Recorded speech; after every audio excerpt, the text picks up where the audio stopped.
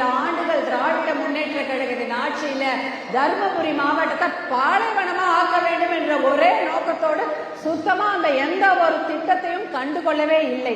அதுதான் இங்கு நடந்து கொண்டிருக்கிறது. அதனால் என்னுடைய வாக்குறுதி நான் சொல்லவே மாட்டேன்.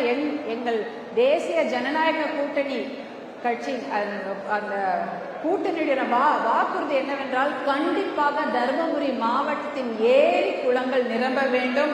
அதற்கான நீர்ப்பாசன திட்டங்களையும் உபரி நீர் திட்டத்தையும் கண்டிப்பாக கொண்டு வருவோம். அதை நாங்கள் எல்லோரும் கண்டிப்பாக செய்வோம் என்பதுதான் இன்னைக்கு நான் உங்ககிட்ட உறுதி கூறுகின்றேன்.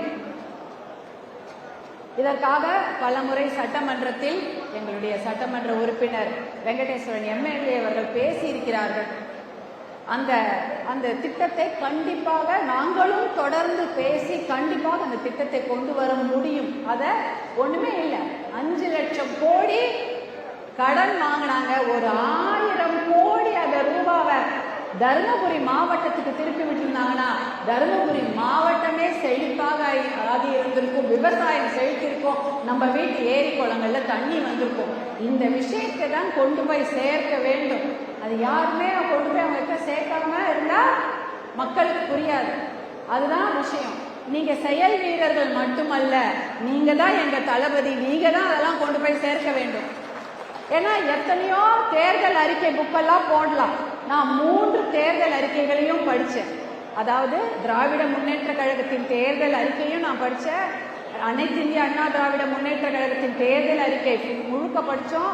அதே சமயம் பாட்டாளி மக்கள் கட்சியோட தேர்தல் அறிக்கை முழுவதையும் நான் படித்தேன். அதில் எத்தனை வாக்குறுதிகள் இருக்கிறது, அதில் எதெல்லாம் செய்தார்கள், எதையெல்லாம் செய்யவில்லை என்ற புள்ளி விவரங்கள் எல்லாமே நமக்கு தெரியும்.